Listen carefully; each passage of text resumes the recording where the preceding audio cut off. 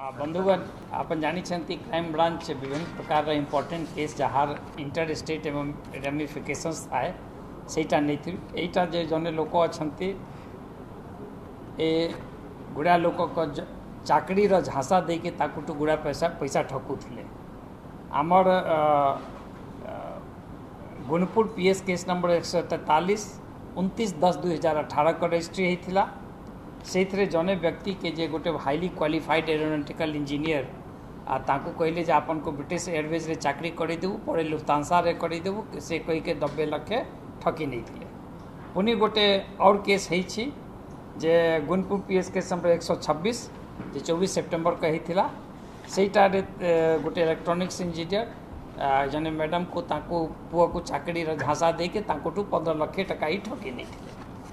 जहाँ आम इन्वेस्टिगेशन करूँ ये व्यक्ति से फोर्स्ड अपॉइंटमेंट लेटर्स वगैरह तांको देके एमती काम करुले तापर पैसा नहीं कि फेरार हो जाते जहाँ आम पूरा इन्वेस्टिगेशन कर प्राय 2012 ऑनवर्ड्स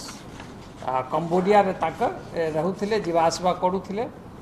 ये व्यक्ति गोटे केस 2002 रे भी होती विषम कटक पीएस केस नंबर 34/2 से गिरफ्त हो नथिले सेटारे भी ठकामी करते और सेटा गिरफ्त हो नथिले एब्सकॉन्डर करके चार्जसीट दिया होता सेबे टू इनफैक्ट 2002 से ये लोग वांटेड थिले ए मजे दुईटा केस आउट करदे आम यहाँ कंटिन्यूअस सर्वेलेंस करके जिते तदंत कलु प्राय पासपोर्ट फोर्जरी भी कर लुकआउट नोटिस करा ही थिला किंतु समहाउ सबु बेले एजेंसीज के झांसा दे के बाहर जाऊे आम डिफरेंट आमर एआई टूल्स एवं डाटा माइनिंग करके तांकर मूवमेंट के ट्रेस कलु जे केबे आछंती केबे जाउछंती और फाइनली ताकू काली गिरफ्त कराई छी आज ताकू गुणपुर कोर्ट रे प्रोड्यूस करा जीवो ई गोटे हैबिचुअल फ्रॉडस्टर मते लागू छी ये 3टा केस ताम पाखरे आसी छी 2टा केस क्राइम ब्रांच आगु करूथिला एंड से विदेश को फेरार हो जाउथिले पुनी आसुथिले किंतु लुकआउट नोटिस सत्वे केमती खसी जाउथिले एटा केस रे यद्यपि ए 2टा केस रे आम पाखरे पर्याप्त प्रमाण अछि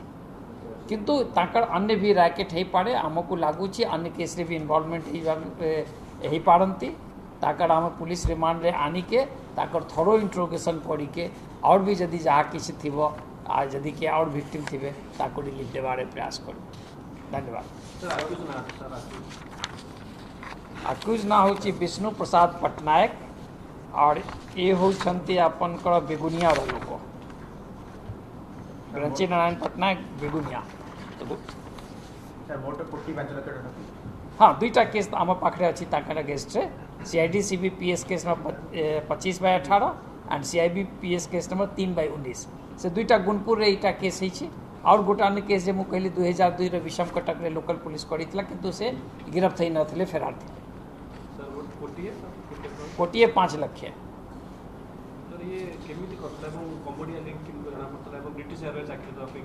से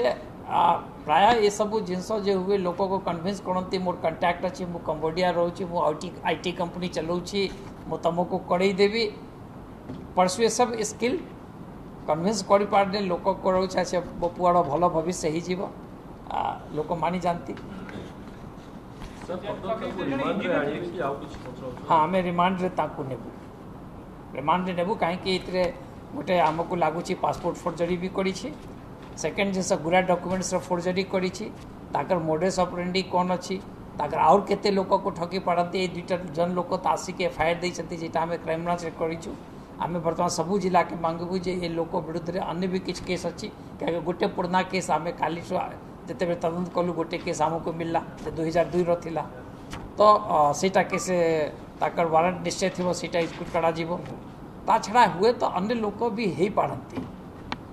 तो यहाँ आम कंप्लीट गैबट जदि पासपोर्ट फोर्जरी करी तो केमती करी डॉक्यूमेंट्स केमती फोर्जरी करी तो ये पूरा रैकेट के बुझा निहायत दरकार है स्मार्ट लोक थिला से कन्विन्स कर पारे एजुकेटेड थिला नहीं यहाँ मानने ता सांगे वर्तमान को अन्य लोक जिते एलिगेशंस भी कर विरुद्ध में किंतु जेहेतु से बाहर रहूला जीवा आसवा करूला से कन्विन्स कर पारला जे मोर कैपेसिटी अच्छी ताके लाइफ स्टाइल ये सब देखिले विक्टिम कन्विन्स हो पारे जे हाँ या भविष्य बनई देव। सर बर्तमान साइबर क्राइम जो भाया बढ़ुची किसी अवेयरनेस पे प्लान करछन फ्यूचर पे किसी अच्छी सर कि लोक अवेयर करा जाय परिबो। निश्चित रूप से करा से विषय रे आमे अलगा जते बेले प्रोग्राम ए वर्ष आमे करिवु आप सेटा डिटेल आपन मन को तापे सेपरेट करू। कोन सा प्लान अछि किछि केमति लोक आज एते के थाउ जहाँ आमर क्राइम ब्रांच आपन जानी छते आमे विभिन्न प्रकार रे इंपोर्टेंट केस करू छु जते केस सबू के पैरेलली आमे वर्तमान करू छु हमर अलग अलग टीम अलग अलग केस लागी छते तो जोठी भी जते बेरे भी किछि इंपोर्टेंट डेवलपमेंट हबो मु आपन मान को रेगुलर प्रेस ब्रीफिंग दउछि रिटर्न हो बा एटा हो इंपोर्टेंट हेले एटा केस मु आज काहे के डाकिली काहे के एटा मु चाहू छी जे अन्य के पब्लिक भी जदी चिटेड है तो आमको कहतु अपन मान माध्यम से लोक को एक्चुअली अवेयरनेस भी होची तो इंपोर्टेंट केसेस रे मु डाकी दोची जब इंपोर्टेंट डेवलपमेंट होची नले प्रेस ब्रीफिंग अपन को रेगुलर प्राय बाबूजी 8-10 दिन डेली आमे पठाऊ छु। सर आ गोटे लास्ट जो रेलेवेंट जो प्रियंका सेनापति पुरी जो ज्योतिमाला जो स्पाई केस से ऊपर कोन ताको क्लीन चिट दियाला ना वर्तमान विशेष से विषय रे आमे डील किछ करू समान नहीं माने क्राइम ब्रांच किछ इन्वेस्टिगेशन होगी त सर गोपाल कॉल डिटेल बार आउ किछि बात कॉल डिटेल ताकर इन्वेस्टिगेशन चाली छी इन्वेस्टिगेशन स्टेज जदी किछ नुवा जिंस आसीबो आमे आपन को खबर देबो कहबो निश्चित रूप से। ठीक अछि थैंक यू।